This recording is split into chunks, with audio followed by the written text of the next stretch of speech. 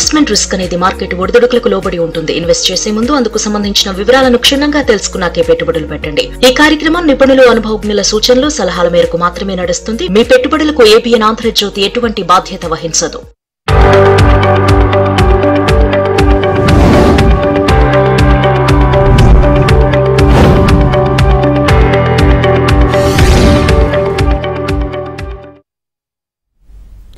Business updates చూద్దాం. దేశీయ stock మార్కెట్లు లాభాలు ప్రారంభమయ్యాయి. RBL bank, DLF, info edge షేర్లు లాభాల్లో ట్రేడ్ అవుతున్నాయి. ఇక ITC, Adani power, Apollo hospitals నష్టాల్లో కొనసాగుతున్నాయి. ఓవరాల్ గా ఈ రోజు మార్కెట్స్ కి సంబంధించి వారి విశ్లేషణ తెలియజేసేందుకు బిజినెస్ అనలిస్టులు వివేక ప్రసాద్ గారు అలాగే రాజేంద్ర గారు లైవ్ లో సిద్ధంగా ఉన్నారు. Good morning sir. Good morning అమ్మా. సార్, రాజేంద్ర గారు మీరు చెప్పండి, జీఎస్టీ సవరణ ప్రభావం ఒక్క రోజు వ్యవహారంగా మారింది. మరి నిన్నటి ట్రేడింగ్ లో బేర్స్ అన్ని లాభాలను తుడిచిపెట్టేశాయి. మరి ఇప్పుడు మార్కెట్లు ఎలా ఉండొచ్చు అంటారు? I think still side ways range అనే చెప్పాలండి మనం. ఎందుకంటే మనం చూస్తున్నాం 24,739 ఏదైతే ఉందో అదొక 20-day మూవింగ్ యావరేజ్ సపోర్ట్ ఉన్నప్పటికీ అది నిలదొక్కోలేకపోతుంది. మేబీ అది హోల్డ్ చేసినంత కాలం there is no threat to bulls అని చెప్పొచ్చు. బట్ 24,700 కింద క్లోజ్ అవుతే అగైన్ మొన్నటి స్వింగ్ లో ఏదైతే ఉందో 24,430 వచ్చే ఛాన్స్ ఉంది. ఈవెన్చువల్లీ 24,288 అనేది ఒక మేజర్ సపోర్ట్ ఉంటుంది, which is 200-day moving average. And upper side మనం నిన్న కూడా అనుకున్నాం ప్రాబ్లీ 24,890 అండ్ 24,900 అని ఒక రెసిస్టెన్స్ క్లియర్ గా ఉంది. అదర్వైజ్ స్వింగ్ హై చూస్తే కనుక 25,153 అనేది ఒక మేజర్ రెసిస్టెన్స్ ఉంది. సో షార్ట్ టర్మ్ రేంజ్ మనం చూస్తే 24,700 అండ్ 24,900 మధ్యలో 200 పాయింట్స్ రేంజ్ అనేది మనకు కనపడుతుంది. ఒక మీడియం టర్మ్ తో మేబీ కొద్దిగా స్ట్రెచ్ చేయగలిగితే కనుక 24,300 నుంచి 25,200 ఈ 900 పాయింట్స్ లో ట్రేడ్ అయ్యే ఛాన్సెస్ మనకి ఎక్కువ కనిపిస్తుంది. బట్ బ్యాంక్ నిఫ్టీ చాలా వీక్ గా ట్రేడ్ అవుతుందని చెప్పాలి. ఎందుకంటే 20-day మూవింగ్ యావరేజ్ క్రాస్ అవుతేనే దీనిలో స్ట్రెంత్ వస్తుంది, విచ్ ఈస్ 54,740. అంటే ఇంకో 600-650 పాయింట్స్ పైన క్లోజ్ అవుతేనే స్ట్రెంత్ అనేది బ్యాంక్ నిఫ్టీలో ఎక్స్పెక్ట్ చేస్తుంది. అదర్వైజ్ గుడ్ థింగ్ ఏంటంటే 53,592 అంటే ఒక 300-400 పాయింట్స్ కింద there is a good support, which is 200-day moving average. So eventually bank Nifty కూడా 53,500 నుంచి 54,800 ఈ 1,300 పాయింట్స్ రేంజ్ లో ట్రేడ్ అయ్యే ఛాన్సెస్ ఎక్కువ కనిపిస్తుంది. రైట్ సార్, ఫస్ట్ కాల్ రెడీగా ఉన్నారు సార్. కిషన్ గారు కరీంనగర్ నుంచి కాల్ చేస్తున్నారు. Good morning sir. Very good morning madam. నమస్కారం అండి. ప్రసాద్ గారు, రాజేందర్ గారు. నా దగ్గర క్రాంప్టన్ గ్రీవ్స్ కన్జ్యూమర్ అని ఉన్నాయి సార్. రిజల్ట్ బాగలేదు కదా, నో లాస్ నో గెయిన్ ఉంచుకోమంటారా, లాంగ్ లో ఎగ్జిట్ కమ్మంటారా? ఇంకొకటి సార్, ఇండాక్ రబ్బర్ అని అది కూడా ఉన్నాయి, రిజల్ట్ బాగలేదు, కొద్ది లాస్ లో ఉన్నాను, ఉంచుకోమంటారా, లాంగ్ లో ఎగ్జిట్ కమ్మంటారా? Indag rubber and Crompton Greaves probably ఇక్కడైతే ఈ షుడ్ హోల్డ్ అండి. ఎందుకంటే మీరు చెప్పిన బేసికలీ రిజల్ట్స్ బాగాలేదు, ఇవన్నీ కూడా ప్రైజ్ ఇన్ అయిపోతుంది. మన ప్రైస్ లో ఆల్రెడీ ప్రైజ్ ఇన్ అయిపోయింది కాబట్టి ఆల్రెడీ మనం చూసాం క్రాంప్టన్ గ్రీవ్స్ కరెక్షన్ అవుతూ ఆల్మోస్ట్ 400 రూపీస్ నుంచి 320 దాకా కూడా రావటం చూసాం. సో డెఫినెట్లీ ఇక్కడైతే హోల్డ్ అంటే risk reward is favourable for longs అని చెప్పాలి. ఒకవేళ మీకు కొద్దిగా రిస్క్ అనిపిస్తే కనుక స్టాప్ లాస్ అనేది పెట్టుకోవాలి ఈ స్టేజ్ లో 314. అదేవిధంగా 349 దాటింది అంటే కనుక స్వింగ్ హై 380 వరకు వెళ్ళే ఛాన్స్ ఉంది. అక్కడ you should try to book profits in Crompton అని చెప్పుకోవచ్చు. Right sir. సార్, ప్రస్తుతానికి ఏ రంగం బాగుంది సార్? ఆ రంగంలో షార్ట్ టర్మ్ ఇన్వెస్ట్మెంట్ కి ఏదైనా ప్రత్యేక స్టాక్ ను కొనుగోలు చేయడానికి అనుకూలంగా ఉందా? I think last couple of weeks గా మనం చూస్తే ఫార్మా ఒక సైడ్ వేస్ లో ట్రేడ్ అవుతున్న నేమ్ అండి. అఫ్ కోర్స్ మనకి ట్రంప్ గారి దగ్గర నుంచి ఇంకా ఫార్మా మీద టారిఫ్ అనేది విధించలేదు. సో మేబీ మార్కెట్ దానికోసం వెయిట్ చేస్తుందని చూడాలి. ఒకవేళ యుఎస్ నుంచి నెగటివ్ న్యూస్ ఏం లేకపోతే కనుక pharma is a space where we should invest అనే చార్ట్ సూచిస్తున్నాయి. Of course lot of names front line లో మనం చూస్తే కనుక సన్ ఫార్మా ఇవన్నీ లాస్ట్ 4 months నుంచి కరెక్ట్ అవటం కూడా మనం చూసాం. బట్ అగైన్ ఒక మంచి సపోర్ట్ రేంజ్ లో ట్రేడ్ అవుతుంది. ఇన్ఫాక్ట్ సన్ ఫార్మానే మనం తీసుకుంటే కనుక 1550 అనేది ఒక మేజర్ సపోర్ట్ ఉంటుంది, మల్టీ మంత్ లో అది. అండ్ ఆల్రెడీ స్టాక్ మనకి 1950 to 1580 దాకా కరెక్ట్ అవటం చూసాం. అంటే సపోర్ట్ పాయింట్ ఇక్కడ నుంచి ఒక 30 or 50 పాయింట్స్ కిందనే ఉంది కాబట్టి ఈ స్టాక్ ని one should try to accumulate. And second thing, ఫార్మాలోనే ఉండాలి అంటే కనుక కొద్దిగా రిస్క్ తెలుసుకుంటే కనుక ఐ థింక్ మన Hyderabad based stock Laurus lab కూడా కొద్దిగా అట్రాక్టివ్ గా ట్రేడ్ అవుతుందనే చెప్పాలి. తో మనకి 740, 750 ఏదైతే బ్రేక్అవుట్ వచ్చిందో ఆల్రెడీ మనకి 920, 930 దాకా వెళ్ళి అఫ్ కోర్స్ 810 లో కూడా రావటం చూసాం. So currently near to the high end of the range లో ట్రేడ్ అవుతున్న నేమ్ అది కూడా. So right sir, next caller Srinivas గారు నెల్లూరు నుంచి కాల్ చేస్తున్నారు. Good morning sir. Good morning madam. Sir మాట్లాడండి. మేడం నాకు ఐటీసీ హోటల్ ఒకటి. హలో చెప్పండి సార్. ఐటీసీ హోటల్ పడిందండి, ఇంకోటి ఏంటో అడగబోతున్నారు మీరు. ఐటీసీ హోటల్ ఒకటి, తర్వాత వచ్చి హెల్త్ కేర్ గ్లోబల్, ఈ రెండు ప్రస్తుతం చేయాలా, ఎక్కడ చేయొచ్చు? రెండింటికి మీకు వీలైతే కనుక సన్యాసం పుచ్చుకున్నట్లుగా దూరంగా ఉండటం మంచిదండి. ఐటీసీ హోటల్స్ అయితే పర్టికులర్ గా ఈ మధ్యనే స్ప్లిట్ అయిపోవటంగా ఐటీసీ నుంచి బయటకు వచ్చిన కంపెనీ. ఈ కంపెనీ ఇప్పటికే కేవలం 3/4 రిజల్ట్స్ డిక్లేర్ చేస్తుంది, కాబట్టి వెంటనే డిక్లేర్ చేసిందని చెప్పలేం. కానీ అంత ఆశాజనకంగా ఉందా అంటే లేదు. మిగతా హోటల్ ఇండస్ట్రీస్ తో పోలిస్తే దీని మీద మరీ విపరీతమైన ఆశలు ఏర్పడటంతో PE రేషియో 83 ఉంది. మా అంచనా ప్రకారం 250 వరకు వస్తేనే చాలు. అది నా లెక్క ప్రకారం 242, 243 ఉంది. కాబట్టి ఇప్పటికే మీరు బయటకు వెళ్ళిపోవాల్సిన పని తప్పితే అందులో ఉంచుకోవాల్సినటువంటి అవకాశం లేదు. తర్వాత హెల్త్ కేర్ గ్లోబల్ అన్నారు. ఇదేమో యూజువల్ గా ఎక్విజిషన్ కంపెనీ అండి. ఇదంతా కూడా వాల్యుయేషన్స్ కోసం అంటే ప్రమోటర్స్ ఎప్పుడు ఏం చేస్తారంటే వాళ్ళ దగ్గర కొనుక్కుని అంతకన్నా కనుక వెర్రి వాళ్ళు దొరికితే వాళ్ళకి అమ్మటానికి ట్రై చేస్తూ పోతూ ఉంటారు. కాబట్టి ఇది ఈ టైంలో కొనుక్కోవాలా వద్దా అంటే నా లెక్క ప్రకారం this appears to be over price. బ్రహ్మాండంగా మెడికల్ ఫెసిలిటీస్, రాబోయే రోజుల్లో ఇన్సూరెన్స్ ప్రీమియం తగ్గటం, మెడికల్ ఎక్విప్మెంట్ రేటు తగ్గటం, హాస్పిటల్స్ కి బాగుంది. కానీ ఈ కంపెనీ హాస్పిటల్ బిజినెస్ మీద మెయిన్ ఫోకస్ చేసేదానికన్నా కూడా ఎక్విజిషన్స్ చేస్తూ ఉంటుంది. అందువల్ల ఇది ఫుల్లీ ప్రైస్ గా కనపడుతుంది. 688 లో మా లెక్క ప్రకారం 636 ఉండాలి ఈ వర్కింగ్స్ కి. మీరు పెర్ఫార్మెన్స్ ఒకసారి చూసినట్లయితే 3% 3.08% ఉన్న మార్జిన్ ఇప్పుడు ఏకంగా 1.79 పడిపోయింది. అంటే కొద్దిగా లాభం వస్తుందేమో అనుకున్న టైంలో ఇంకో కంపెనీ ఇంకో వెళ్ళి చిన్న హాస్పిటల్ కొంటారు. అందువల్ల రెండు కంపెనీలు కూడా మీరు దీని నుంచి దూరంగా ఉండటం మంచిది, కానీ don't try to stay in them. Right sir, next caller Srinivas Reddy గారు హైదరాబాద్ నుంచి కాల్ చేస్తున్నారు. Good morning sir. హలో చెప్పండి సార్. నా దగ్గర NHPC ఉన్నాయండి, 3000 స్టాక్స్ ఉన్నాయి. 90 దగ్గర కొన్నాను నేను. అది పడిపోతానే ఉంది. అది లాస్ బుక్ చేసుకోమంటారా ఉంచమంటారా?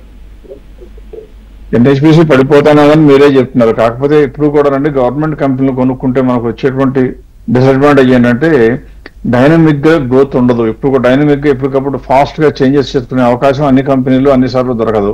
అందువల్ల ప్రస్తుతం ఈ కంపెనీకి వచ్చిన ఇబ్బంది ఏమైనా ఉందా అంటే ఇబ్బంది నాకేం కనపడలేదు. ఎందుకంటే దాదాపుగా చూస్తే 28% is very good net profit margin. అలాగే PE రేషియో చూస్తే 25 అలా ఉంది. కానీ దీని ఫెయిర్ ప్రైస్ చూస్తే యాక్చువల్ గా 90 రూపాయల దగ్గర ఉండాలండి, 89 దగ్గర. ఇప్పుడంతా 78 లో ఉంది. సో ఇంకా 12 రూపాయలు ఎక్కువ ఉంది. కాబట్టి అంటే ఆల్మోస్ట్ లైక్ 15% గ్రోత్ ఉన్నప్పుడు మీ దగ్గర ఆల్రెడీ మార్కెట్ మొత్తం కొద్దిగా తగ్గే ఉంది. కాబట్టి ఈ సమయంలో ఈ డబ్బుల్ని వేరే కంపెనీలో పెట్టుకుంటే ఫాస్ట్ గా పెట్టడానికి ఛాన్స్ చాలా కంపెనీలు ఉంటాయి. So try to move out of the stock and then try to get into some other good stock. Right sir, next caller Nagabhushanam గారు విజయవాడ నుంచి కాల్ చేస్తున్నారు. Good morning sir. నమస్తే అండి సార్. చెప్పండి సార్. నా దగ్గర త్రివేణి ఇంజనీరింగ్ షేర్స్ ఎంప్లాయీ కోటాలో వచ్చి 43 షేర్స్ ఉన్నాయండి.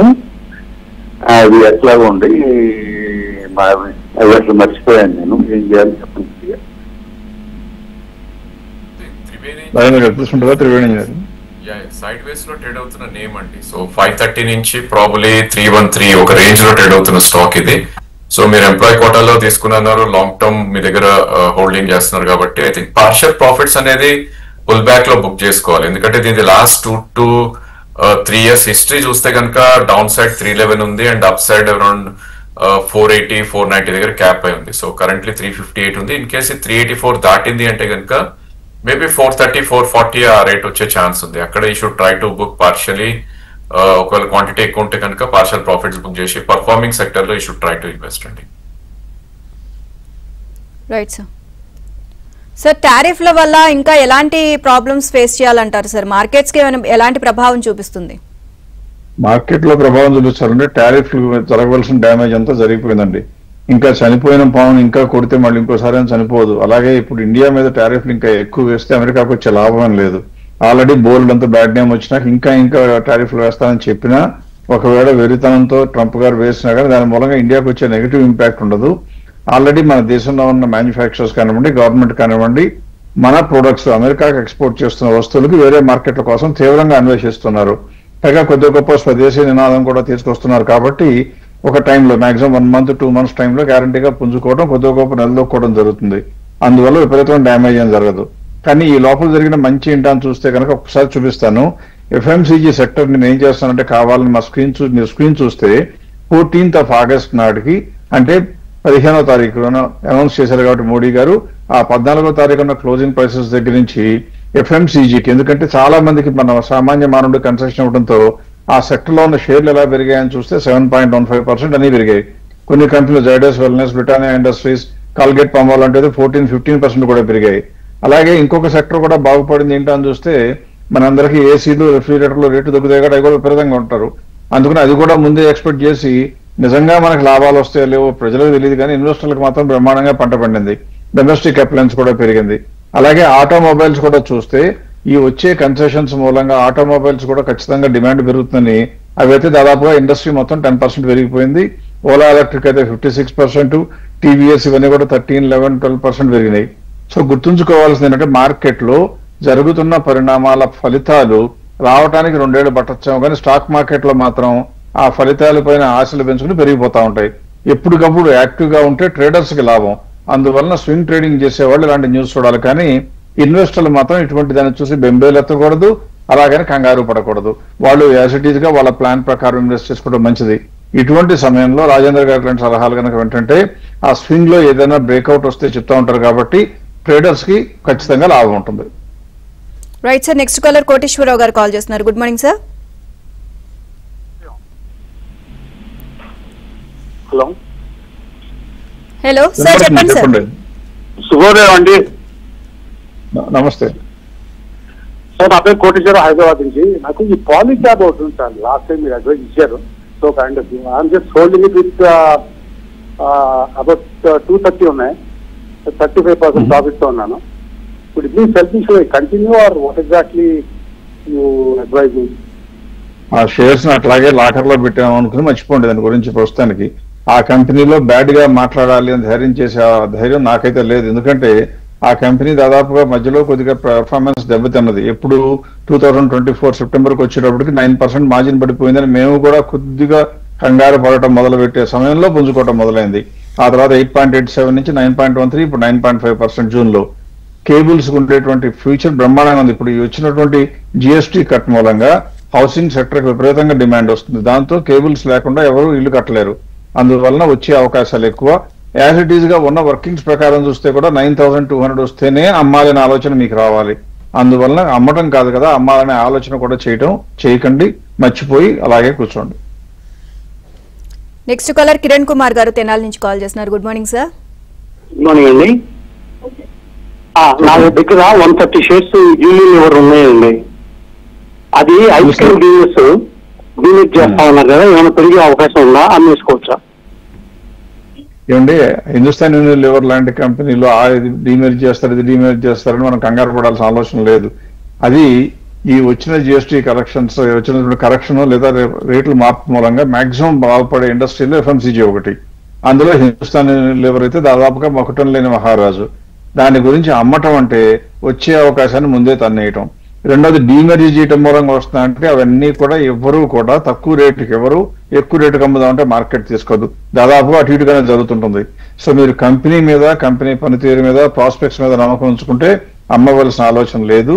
ఇప్పటికి కూడా ఒకవేళ సడన్ గా విపరీతంగా పెరిగితే కూడా 3,200కి వస్తేనే అమ్మాలి, కానీ otherwise you don't even need to think about it. Prasad గారు, మీరు చెప్పండి, జీఎస్టీ రేట్ల సవరింపు వల్ల లాభపడే సెక్టార్స్ లో ఏ సెక్టార్ షేర్లు ఇప్పటికీ కొనుక్కోవడానికి అనుకూలంగా ఉన్నాయంటారు? ఇప్పుడు కూడా 2 రకాలుగా ఆలోచించాలండి. ఏ సెక్టర్ కొనుక్కోవాలి అంటే ఏ సెక్టర్ కి ప్రాస్పెక్ట్స్ బాగున్నాయో చెప్పడం మనం ఫస్ట్ చేయాలి. అలా కనుక చెప్పాలి అంటే ఇప్పుడు మనం ఆల్రెడీ ఇంతకుముందు మనం బ్రేక్ ముందు చెప్పినట్లుగానే ఎఫ్ఎంసీజీ సెక్టర్ కి బ్రహ్మాండమైన అవకాశాలు ఉంటాయి. అయితే అవకాశాలు బ్రహ్మాండంగా ఉంటాయంటే అవకాశాలు ఇప్పుడే వచ్చి డబ్బులు ఏమంటే బ్యాంక్ అకౌంట్ లో పడిపోవు. అయినా కూడా మార్కెట్లో ఏం చేస్తుంటే వాటి మీద రెట్టించిన ఉత్సాహం అంటే ఎవరైతే కొద్దిగా డబ్బుతో ఎక్కువ ఆశపడుతూ ఉంటారో వాళ్ళు ఏ సెక్టర్ కి లాభం ఉందో చూసి ఆ సెక్టర్ లో దూకుతూ ఉంటారు. అందుకనే ఇవాళ రోజున జరిగింది ఏంటంటే ఎఫ్ఎంసీజీ కానివ్వండి, డొమెస్టిక్ అప్లయన్సెస్ కానివ్వండి, అలాగే ఆటోమొబైల్స్ కానివ్వండి, ఇవన్నీ పెరిగాయి. ఈ 3 కాకుండా ఇంకా ఏ సెక్టర్లు బాగుంటాయి అని ఆలోచించినట్లయితే మీరు గమనించవలసింది, ఇవాళ మార్నింగ్ మనకి రాజేంద్ర గారు చెప్పినట్లుగా బ్యాంక్ నిఫ్టీ చాలా వీక్ గా ఉంది అన్నారు. కానీ ఇలా జిఎస్టీలో వచ్చిన సంస్కరణల మూలంగా మొట్టమొదటి లాభపడే కంపెనీల్లో సెక్టర్లో బ్యాంకింగ్ అండ్ ఎన్బిఎఫ్సి కూడా ఉంటాయి. కానీ ఎందుకునో దానిపైన ఇంకా దృష్టి పడలేదు. అంటే మనం ఏం చేయాలి, తెలివైన వాళ్ళం కనుక అయ్యి ఉండి మనకి జాగ్రత్తగా ఇన్వెస్ట్ చేద్దాం, నెమ్మదిగా సంపాదించినా పర్వాలేదు కానీ నమ్మకంగా సంపాదించాలని కోరుకుంటే కనుక బ్యాంకింగ్ అండ్ ఫైనాన్స్ లో మంచి కంపెనీలు ఏరుకోవడం మంచిది. కానీ ఇలా హిందుస్థాన్ యూనిలివర్ లాంటి ఎఫ్ఎంసీజీ స్టాక్స్ లోనో లేకపోతే ఆటోమొబైల్స్ లోనో డొమెస్టిక్ అప్లయన్స్ లోనో ఆల్రెడీ 15-20% పెరిగిన వాటి వెంబట వెళ్ళటం మంచిది కాదు. అది ఫోమో అవుతుంది. ఫియర్ ఆఫ్ మిస్సింగ్ అవుట్ అని ఎక్కువ రేట్లో కొనుక్కుంటే తర్వాత నాకు కొద్దిగా గొప్ప నష్టం వచ్చే అవకాశం ఉంటుంది. తొందరపడని అవసరం లేదు. ఈ రేట్లు కనుక తగ్గి మామూలుగా వస్తే 100% ఈ 3-4 సెక్టర్లో గ్యారంటీ కొనుక్కోవచ్చు. ఎఫ్ఎంసీజీ, డొమెస్టిక్ అప్లయన్సెస్, అలాగే ఆటోమొబైల్స్, అలాగే బ్యాంకింగ్, అలాగే ఎన్బిఎఫ్సి. ఈ కంపెనీలు ఈ సెక్టర్లు అన్నింటిలో కూడా చాలా కంపెనీలు మనకు అందుబాటులో ఉన్నాయి కాబట్టి వాటిలో కొనుక్కోవడం మంచిది. రైట్, నెక్స్ట్ కాలర్ నారాయణ గారండి, మంగళగిరి నుంచి కాల్ చేస్తున్నారు. Good morning sir.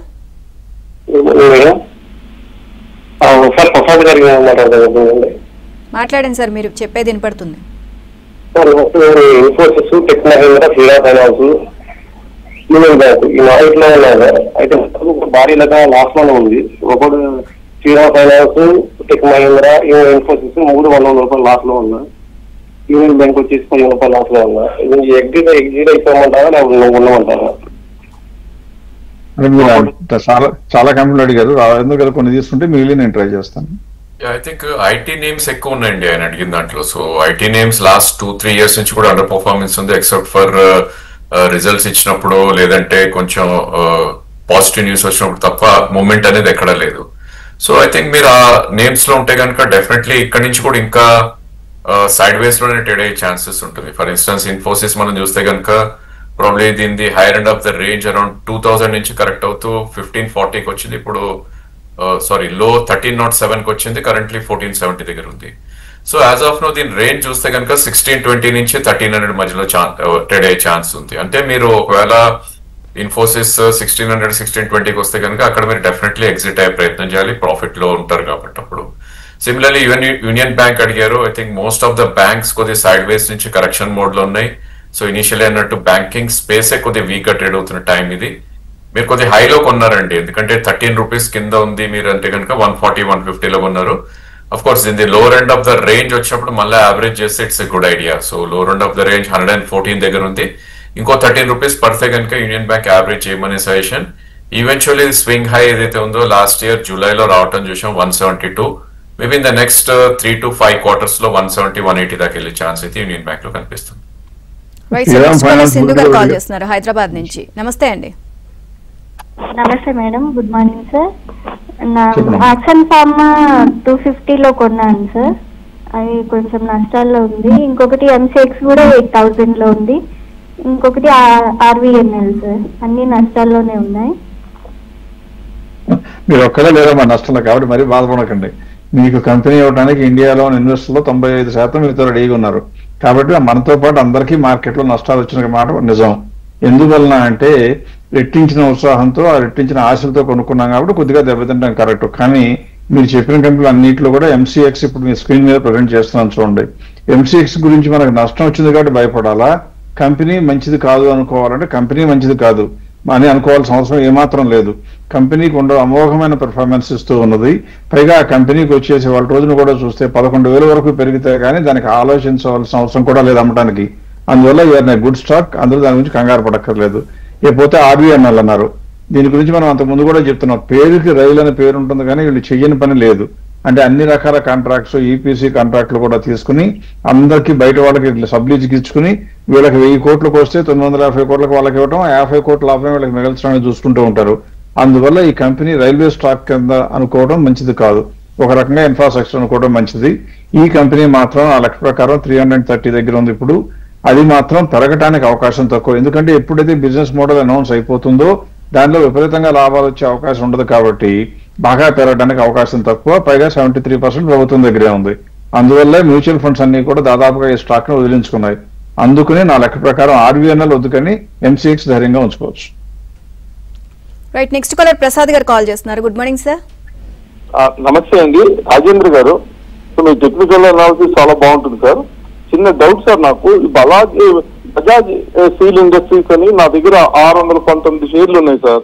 585 లో దాని టెక్నికల్స్ ఫండమెంటల్స్ గురించి నా ఫ్యూచర్ గురించి కొద్దిగా చెప్తారా? స్టాక్ పేరు ఏదన్నారంటే? బజాజ్ స్టీల్ ఇండస్ట్రీస్ అండి. నేను 585 లో కొన్నాను sir, 619 shares. Okay, Bajaj steel అంటున్నారా? ఐ థింక్ బజాజ్ స్టీల్ అండి. ఓకే, దాని డిఫరెంట్ నేమ్ ఉండొచ్చామండి. నా దగ్గర గ్రాఫ్ అయితే ఓపెన్ అవ్వట్లేదు. అది I think lot of Bajaj steel industries market cap 1000 కోట్లేనండి. మీకు ఒకటే గుర్తుంచుకోండి, రాజేంద్ర గారు కానీ మేము కానీ చెప్పేటప్పుడు కొద్దిగా లిక్విడిటీ ఎక్కువ ఉన్న కంపెనీలు అయితేనే మనం వ్యూ తీసుకోవడానికి ధైర్యంగా ఉంటుంది. అలా కాకుండా చాలా లెస్ లిక్విడిటీ ఉన్నాయి. ఈ కంపెనీ చూసారనుకోండి, మొత్తం కలిపి రోజుకి ఎన్ని ట్రేడింగ్ జరుగుతుంది? 10,000 12,000 కన్నా ట్రేడింగే జరగటం లేదు. ఈ కంపెనీలో టెక్నికల్స్ పనిచేస్తాయి అంటే, టెక్నికల్స్ పనిచేయాలంటే మార్కెట్ డెప్త్ ఎక్కువ ఉండాలి, మార్కెట్ క్యాప్ ఎక్కువ ఉండాలి. అప్పుడు టెక్నికల్స్ కొద్దిగా ఎక్కువ పనిచేస్తా ఉంటే మీరు 2-3 రోజులు కొనుక్కోవాలన్నా అమ్ముకోవాలన్నా వీలవుతుంది. అలా కాకుండా చిన్న కంపెనీలో కొనుక్కుని దాన్ని టెక్నికల్ గా చూడటం అనేది యూజువల్ గా మంచి పద్ధతి కాదు. మీరు కొనుక్కున్న కంపెనీ మీకు బ్రహ్మాండమైన సమాచారం ఉంటే ఉంచుకోదగింది తప్పితే రీటైల్ ఇన్వెస్టర్స్ కి చాలా ప్రమాదానికి కారణం అవ్వవలసిన కంపెనీలు ఇవన్నీ కూడా. ఇంత చిన్న క్యాపిటల్ లో మనం చేయబెట్టడం మంచిది కాదండి.